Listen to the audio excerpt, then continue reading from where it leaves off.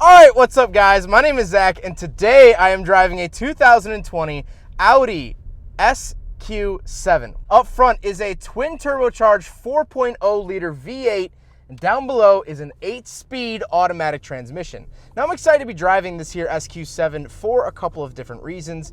And the first reason is the fact that I drove a regular Q7 not too long ago, and I'm excited to share the differences with you because they are plentiful. The other reason is the fact that this is a twin turbocharged V8 and it's never a bad day when you're driving one of those. So let's get back to that turbocharged V8 under the hood. It's a 4.0 liter, makes about 500 horsepower, and that is one of the biggest differences between the Q7 and the SQ7 is the power plant. The Q7 just got the 3.0 liter V6 supercharged engine from Audi. This is the bigger 8-cylinder twin turbo. I actually also just reviewed an S7 from 2016 and it had a similar engine setup. However, this is making about 100 more horsepower than that car. So it's a little bit more fun. Dynamic mode, let's get some noises here.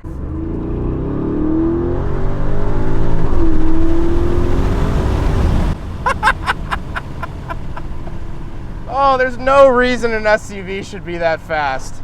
It's very, very refined. It doesn't, well, it does punch you in the chest, but it's a refined punch in the chest. It just goes. It's not as brutal, it's not as vicious, but that's not really Audi's mantra.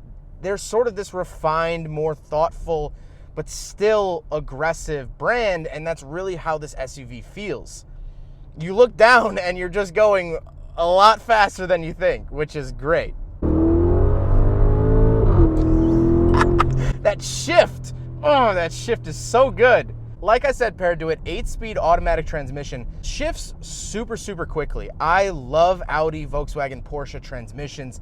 I think they are really, really solid, really good transmissions, and very, very sporty. The last thing about the drivetrain is the fact this is all-wheel drive. This is the Quattro system, but also, we'll talk about it later, this SUV has air ride suspension, which means that it actually changes with the drive mode. So I will show a clip here of the different ride heights in which the SQ7 can go at with the air ride suspension. I think it's really fantastic. And the reason I want to bring that up now is the fact that it doesn't compromise the ride. It actually handles and drives really, really great for being a giant SUV. And I think a lot of that is attributed to that air ride suspension. With all of that out of the way, let's talk about the interior. Well, in front of me, I have just a screen for my gauges. I do have coolant temperature off to the left and fuel off to the right, but I get a giant screen, which I'm gonna be cycling through a bunch of different pages on in the center. I love screens in the gauge cluster of cars. I think it's super smart, and Audi really lets you do whatever you want with this screen. You can set it to navigation or your music or whatever's important to you. They will emphasize on the screen, and I really, really like that customization. Up in front of me, I do have a heads-up display, which is really nice, really easy to see, even against bright backgrounds, which can't be said about all heads-up displays. And it shows me my speed limit and if I'm in a school zone, which is super, super helpful. On the steering wheel on the left, I have my controls for that center screen, helps me navigate the pages. And on the right, I have my favorite button, phone options, skip track, and things of that nature. I really like the feeling of the steering wheel. It's nice and thin. I'm super excited that cars are going back towards thin steering wheels. My 2019 Mazda 3 has the same sort of feel to it, and I really, really like that. To the left of me, I do have my headlight switches, which have actually been changed for 2020. They're actually just buttons on the dash, and I really like that refined look. Again, Audi, refined. These words are starting to really come together. On the door, I have my 2 different memory seat options, power windows, power locks, and power mirrors. The mirrors are also power folding and heated, which is super nice. But before we get on with the rest of the video, I want to say thank you to the people who made this video possible. First up, cashforcars.com wants to buy your car. They will buy your car with a clean title, salvage title, running, non-running, whatever it may be. You can get your free quote by clicking the link in the description below. Cashforcars.com is the easiest way to sell your car. Within a couple of clicks, they'll come pick up your car in less than 24 hours.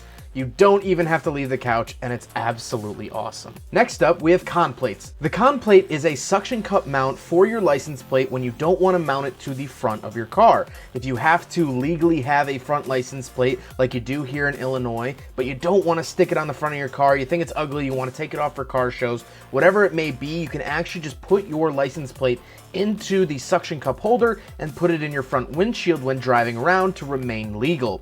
You can get your con plate in the description below, and every sale helps out the channel, so make sure your car looks good with con plates. Last but not least, I want to talk about the fixed OBD2 sensor. Now, this is a Bluetooth sensor that you plug into your OBD2 port on your car, and it gives you a ton of cool information like your check engine lights, how to fix your check engine lights, approximately how much it should cost, maintenance intervals like oil change, tire rotation, brake pads, when you should change that stuff out. This is absolutely fantastic for anyone into cars or anyone looking to get into mechanics. Fixed is offering my viewers a discount through that link, so go check it out, and again, help support the channel. But with all of that out of the way, let's get on with the review. And then we got to move into the center. So in the center, I actually have two different touch screens, which normally I dislike, but I actually really like it here in the SQ7. Talking about the main head unit up top, this is for like your radio, navigation, pretty much all of your infotainment needs. There's also the backup camera, which we'll talk about in a second, and I have all my settings, things like that. I really like this top screen. I think it looks really nice, has great refresh rate, and is really, really responsive. Getting back to that backup camera, I have so many cameras around this SQ7 that it's really, really awesome and really useful. It has a 360 camera, and I can cycle through a ton of different views when backing up. So down below the infotainment screen, we actually have a second touchscreen. This is really for your climate controls, as well as a couple of different buttons. We have the automatic start-stop on and off up at the top, hill descent control, your garage door openers, screen on and off, things like that, which is very unique to have the automatic start-stop and hill descent actually be in a screen as opposed to buttons. 99% of other cars have those set as buttons if they have that option, but not here in the SQ7. One of my favorite things in these screens is the massaging seats. So we'll talk about the seats a little bit later, but I do get a couple different massage options in the center screen for my seats, and you gotta love a car that massages you. I mean, how can you not? It is a little bit less aggressive than what you'd find in like a Platinum Ford product, like an F-150 or an Explorer. It's not as aggressive, but also you're driving, you probably shouldn't be getting an aggressive massage while doing 90 on the highway. This is also where I will find my drive modes. So we have a couple different drive modes to play with here in the SQ7. We have all-road, comfort, auto, dynamic, and individual, and this also adjusts the ride height accordingly. Down below the second screen, I do have my start-stop button, my camera button, which I can toggle the parking sensors and things like that, which is really, really nice. And then I have what I like to call the bubble button. This is all my sensors and things like that, cross-traffic alert, blind spot monitoring. It's all rolled into one button now in most cars, and that's pretty typical. Then I have the center console itself. So on the left side, I have the shifter, which I'm historically not a big fan of, but it's starting to grow on me. It's sort of a weird shifter where park is a button, but reverse, neutral, and drive are still moving the shifter itself. I think it's sort of a weird combination of movements and buttons. However, like I said, I've been driving a couple vehicles with the shifter, and it's starting to be par for the course. It doesn't really affect me too much anymore. Down below that, I have the power parking brake, pretty standard, and off to the right, I do have cup holders. So we'll do a big friggin' bottle test, and just like the Q7, they didn't change it at all for the SQ7. It fails. These are comically small cup holders. I don't even think you could fit like a German currywurst in these things. They are tiny, tiny, tiny. Another really cool part of the SQ7 is that it gets carbon fiber interior parts, which I'm showing now. They look very, very nice. It's real carbon fiber, and I absolutely love it. One last thing about the center console before we get to the seats is that I do have a wireless charger in between the seats. I really, really like that. That should be found in pretty much all cars nowadays, so I really like that it's hidden away if you don't want it to be, you know, right in the middle. Like Chevy just puts it right in the middle of the center console. This is sort of tucked away. Now we gotta talk about the seats. Like I said, they're heated, cooled, power, memory, and massaging. This is literally anything you could ever want out of a seat. They also have this really nice diamond stitching pattern on them, which just makes the vehicle feel so much more classy, so elegant, but it doesn't look tacky. The S7 that I just drove, the sedan version, had red leather, and it looked like plastic. It looked like a PlayStation 2 controller. So this actually looks refined, it looks classy, and I really, really like that. But speaking of seats, we do have back seats, so let's go to do a back seat review. All right, now we're in the back of the 2020 Audi SQ7, and a couple of things back here. First of all, we do have a center console. So we just have two tiny little cup holders, and that's it, but it folds out of the center. The diamond stitch seats carry on back here, which I really, really like. Makes the back seats feel very premium. And down below, I do have heating and air conditioning options, as well as heated seats for the second row. I also get to really enjoy this skylight. I absolutely love this. It adds great air and light and space to this back seat.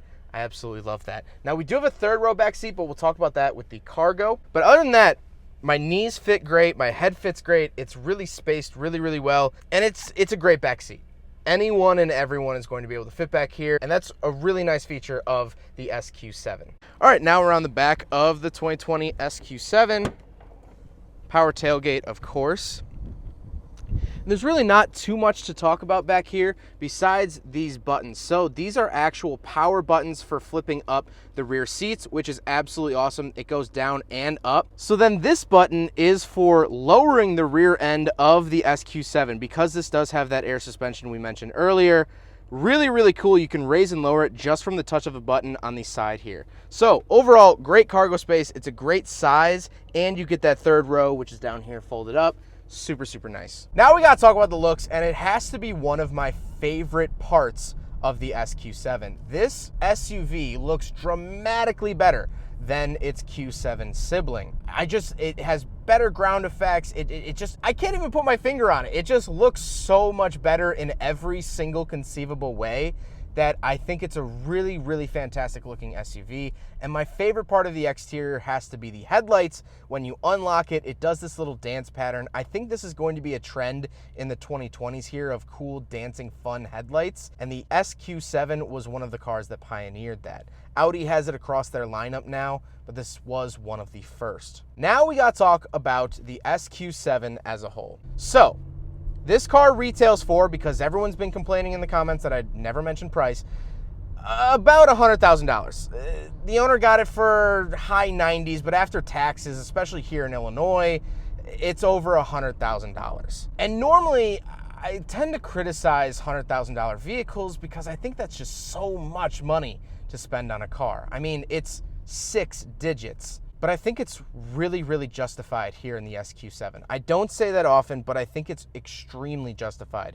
here in the SQ7. It's fast, it looks good, it sounds good, it has very, very modern technology in here.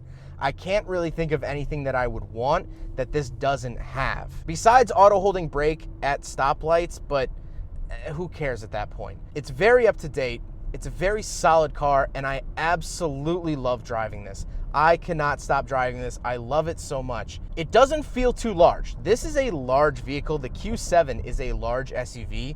It doesn't feel that large. It doesn't feel too big to handle. It looks phenomenal. When it's aired out with the suspension, it looks straight up hot. I love this red color. It's sort of a rare color for the SQ7. This really is a complete package. And so, is it worth $100,000? I think in my book, absolutely. I'm trying to think of other cars that I've driven around this price point that I like as much, and nothing's really coming up. I'm kind of drawing a blank, which is good because that just means that this is in a league of its own. It's a perfect daily driver. Whatever you need it to do, it is going to be able to do. And then when you get a little bit of extra room, a little bit of a side road, you can let out all 500 horsepower, and it just puts a smile on your face. I mean, really, this thing can do it all. I don't really have a single complaint about it. I really, really don't. Well, I hope you guys enjoyed the video. Huge thank you to Kyle for getting me this car to review. It's so good. I hope you guys enjoyed it. I don't think you guys enjoyed the video as much as I enjoyed driving it, but I hope you can at least try. Don't forget to rate the video, comment on the video, and subscribe if you really liked it. Take care, guys.